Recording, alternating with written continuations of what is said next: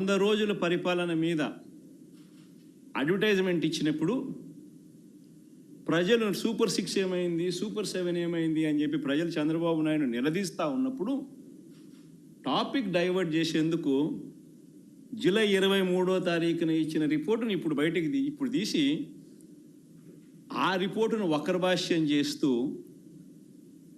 ఆ రిపోర్ట్లో నుంచి ఈ మనిషి నోటికి వచ్చినట్టుగా ఇష్టం వచ్చినట్టుగా అబద్ధాలు ఆడడం మొదలుపెట్టాడు. ధర్మమేనా అని అడుగుతా ఉన్నా. ఇంకోటి ఆశ్చర్యకరమైన విషయం కూడా చెప్పాలి. ఆశ్చర్యకరమైన రిపోర్ట్ ఏంటంటే, పోనీ రిపోర్ట్ ఏమిటి అని ఒకసారి చూద్దాం. ఇది రిపోర్ట్.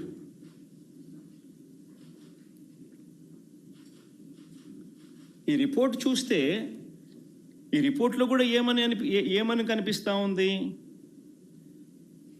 ఇది S value, standard S value ఇవి ఉండాలి. అయితే స్టాండర్డ్ ఎస్ వాల్యూ ఇవి కాకుండా ఇవి ఉన్నాయి అంటే డీవియేషన్ ఉంది, or falling out of the range. If any S value falls outside the corresponding limits, sample to contain foreign fat అని చెప్తా ఉన్నారు. However, under the circumstances listed before, a false positive result can be obtained అని కూడా చెప్తా ఉన్నారు. What are those kind of circumstances అని చూస్తే, if the sample is obtained from bovine milk other than cow's milk, if the sample is obtained from cows which received an exceptionally high feeding of pure vegetable oils such as repressed oil, cotton or palm oil, etc. Exception చెప్తాను. Or if sample is obtained from cows suffering from serious underfeeding, or if the sample is obtained from cheeses,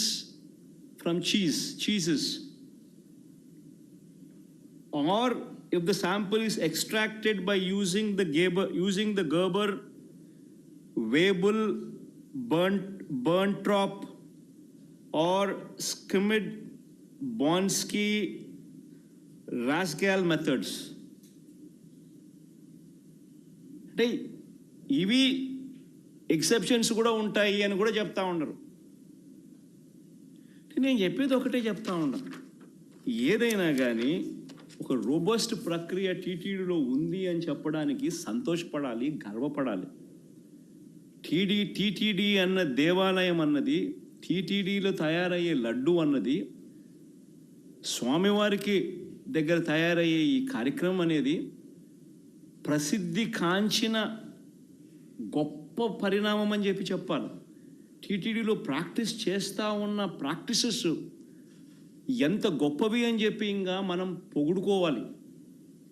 కానీ మనమేం చేస్తూ ఉన్నాము, ఒక robust ప్రక్రియ ఉంటే ప్రతి వెహికల్ను supply చేసే ప్రతి వెహికల్ వాళ్ళ సర్టిఫికేట్ తీసుకొని రావడమే కాకుండా టీటీడీ ఆ ప్రతి వెహికల్లో నుంచి 3 శాంపుల్స్ తీసి ఆ శాంపుల్స్ పాస్ అవుతేనే నీకు లోపలికి పోయేదానికి పర్మిషన్ ఇస్తూ టీటీడీలో లడ్లు తయారు చేయడానికి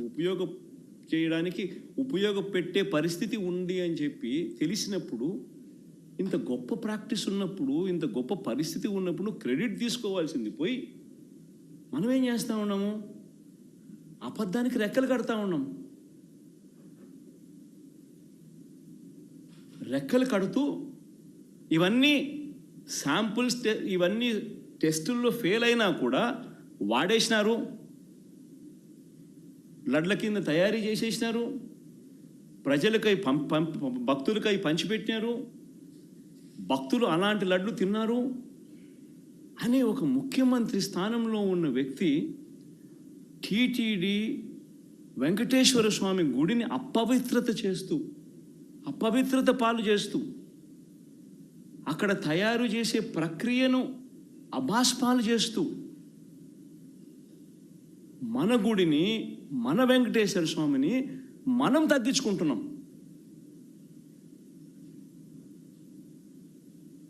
ఇంతకన్నా దారుణమైన పరిస్థితులు ఎప్పుడైనా రాష్ట్ర చరిత్రలో ఎక్కడైనా జరుగుతాయా? ప్రతి ఒక్కరు కూడా దీని గురించి ఆలోచన చేయాలని చెప్పి నేను అడుగుతా ఉన్నా.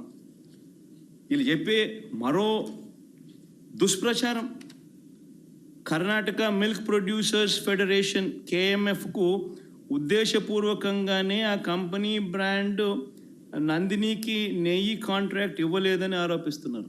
ఆశ్చర్యకరమైనది. టెండర్లు పిలుస్తారు, ఎవరైనా పార్టిసిపేట్ చేయొచ్చు. ఇదే చంద్రబాబు నాయుడు గారి హయాంలో 2015 నుంచి 2018 అక్టోబర్ వరకు KMFకు చెందిన బ్రాండ్ ఎందుకు లేదని అడుగుతా ఉన్నాను. లేదు KMF బ్రాండ్ 2015 నుంచి 2018 అక్టోబర్ వరకు మరి ఎందుకు లేదు?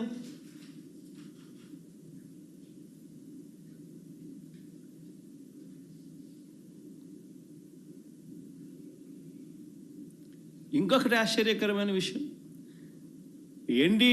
National Dairy Development Board report July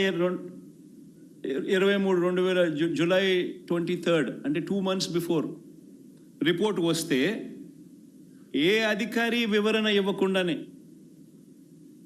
2 నెలల తర్వాత TDP ఆఫీస్లో, తెలుగుదేశం పార్టీ ఆఫీస్లో ఆ రిపోర్ట్ రిలీజ్ చేస్తారండి.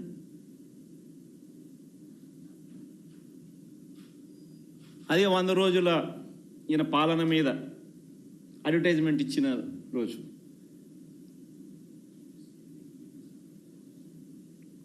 అసలు తిరుపతి తిరుమల దేవస్థానంలో నిజంగా మనం వచ్చిన తర్వాత, వైఎస్ఆర్సీపీ ప్రభుత్వం వచ్చిన తర్వాత ఎన్ని విప్లవాత్మక మార్పులు ఇంకా తీసుకొచ్చాం. అక్కడ ఉన్న ల్యాబ్స్ని ఇంకా మనం స్ట్రెంథన్ చేసాం. CFTRI central food technology research ఇన్స్టిట్యూట్కు చెందిన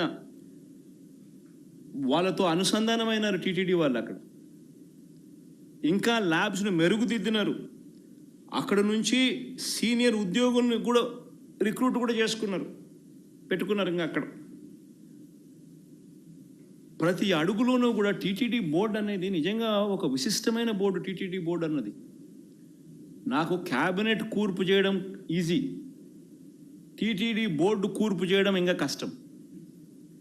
నిజంగా అంత కష్టమైన కార్యక్రమం. ఎందుకనంటే టీటీడీ బోర్డుకు రికమెండేషన్స్ ఒక్కరి దగ్గర నుంచి రావు. కేంద్ర మంత్రుల దగ్గర నుంచి చుట్టుపక్కల రాష్ట్రాల ముఖ్యమంత్రుల వరకు, చుట్టుపక్కల రాష్ట్రంలో ఉన్న ప్రతిపక్ష పార్టీలు సైతం టీటీడీ బోర్డు మెంబర్షిప్ కోసం అడుగుతారు, ఫోన్ చేస్తారు.